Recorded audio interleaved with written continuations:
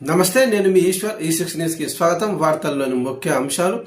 పాలమూరు రంగారెడ్డి ప్రాజెక్టును కేసీఆర్ హయాంలో జూరాల నుంచి శ్రీశైలానికి మార్చడం వెనుక భారీ అవినీతి ఉందని ముఖ్యమంత్రి రేవంత్ రెడ్డి ఆరోపించారు. ఈ మార్పుకు అసలు అప్పటి రాష్ట్ర మంత్రివర్గ ఆమోదమే లేదని చెప్పారు.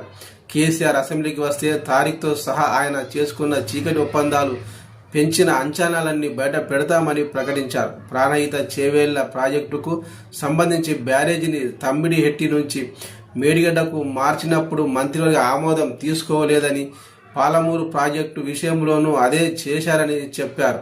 ప్రాజెక్టుల పేర్లు, ఊళ్ళు, అంచనాలు మార్చి కేసీఆర్ ఇంట్లో కనకవర్షం కురిపించారని సీఎం ఆరోపించారు.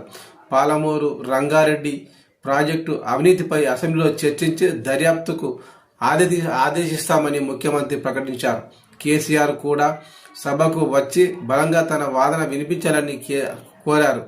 ప్రాజెక్టు ఎవరు బాగుపడడానికి జూరాల నుంచి శ్రీశైలానికి వెళ్ళిందో, వేల కోట్లు ఎవరికి పోయాయో తేలాలి అన్న సీఎం రేవంత్ రెడ్డి, ఉమ్మడి రాష్ట్రంలో నష్టం జరిగిందనే తెలంగాణ తెచ్చుకున్నామని, ఆ విషయం మర్చిపోయి ఉమ్మడి రాష్ట్రంలో కిరణ్ కుమార్ రెడ్డి తయారు చేసిన లెక్కలకు ఆమోదం తెలుపుతూ కేసీఆర్, హరీష్ రావులు గుడ్డిగా సంతకాలు చేశారని రేవంత్ రెడ్డి మండిపడ్డారు.